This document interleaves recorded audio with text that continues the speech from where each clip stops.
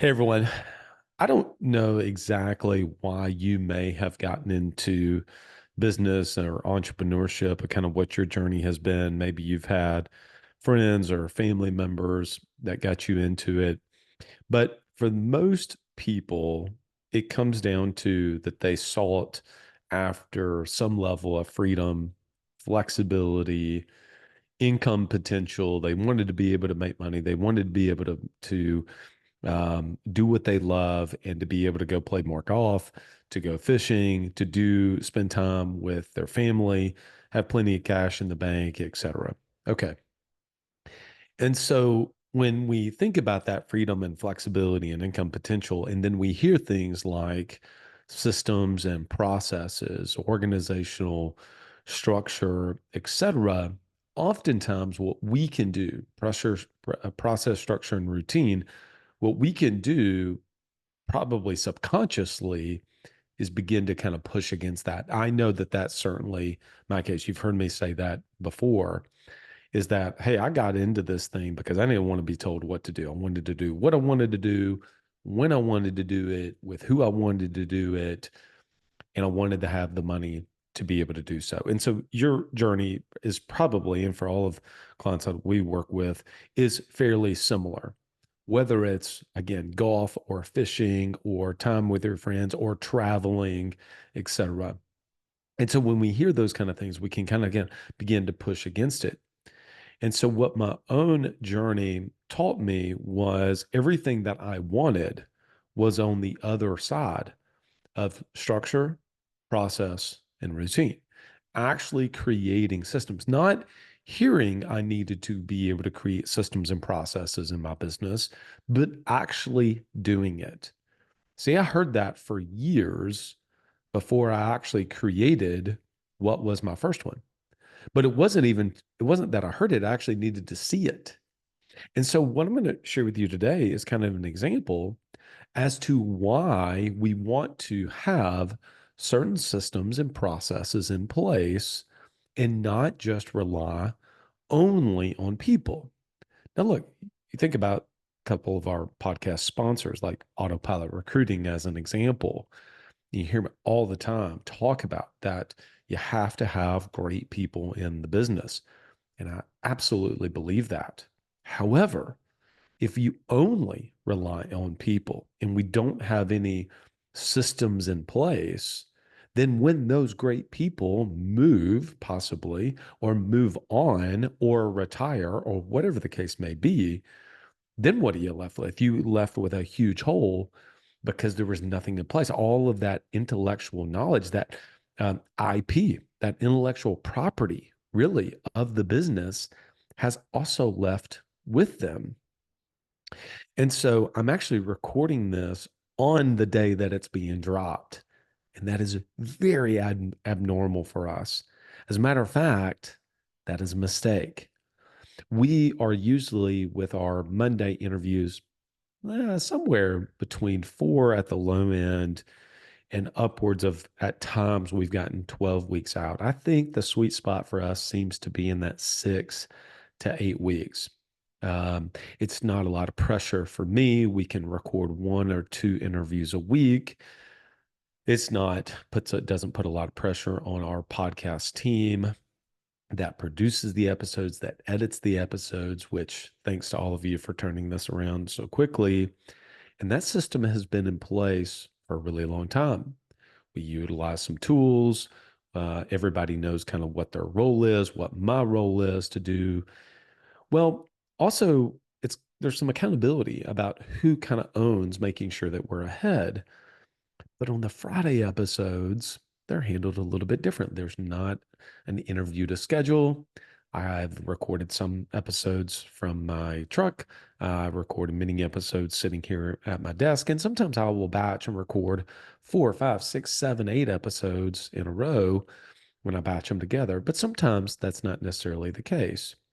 And so there have been times over the past couple years where the team has said, "Hey, Bradley, we don't have an episode for next week or the next 2 weeks.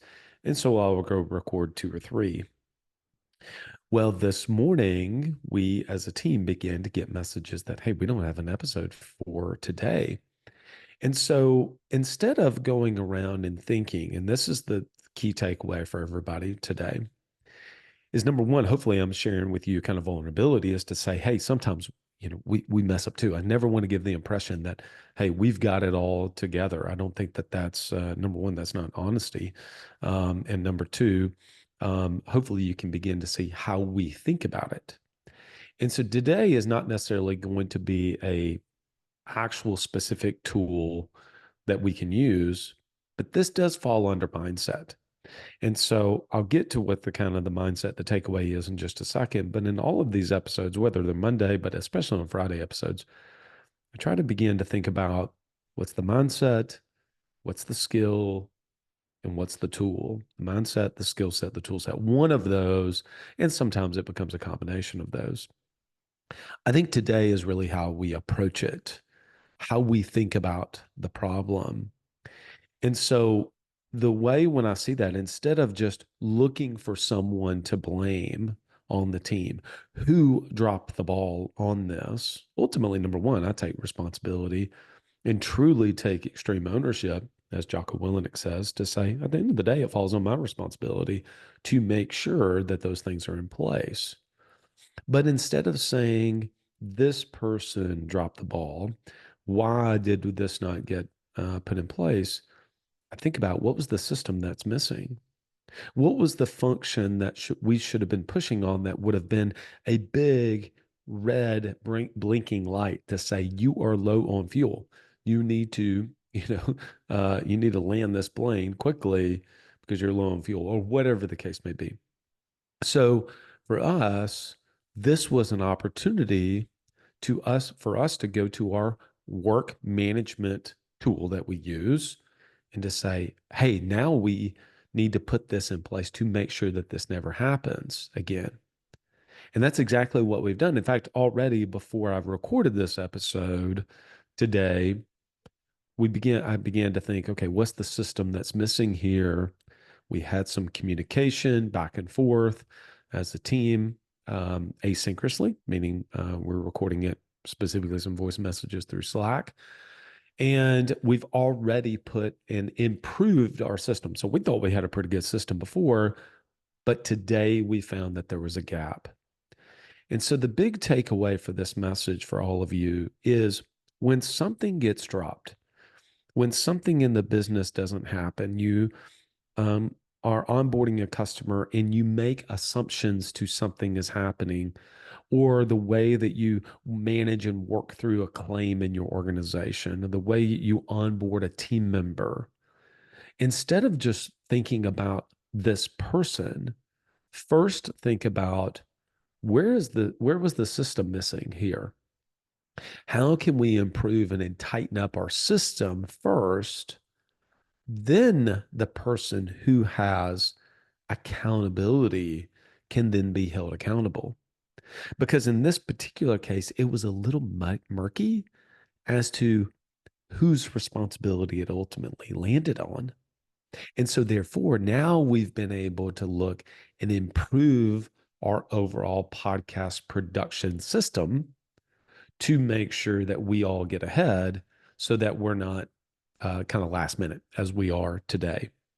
And so, as I was actually cooking breakfast this morning, I was thinking to myself, you know what? I think I'm just going to share this example instead of me going back through. So I have kind of a Rolodex of ideas or of solo podcast ideas that I keep really for myself as things pop up, and I'll go to that. So when it's time to record a Friday episode, I'll go to that list and I'll think, oh, actually, that's a really good idea. And I got some other things that I'll kind of pull up.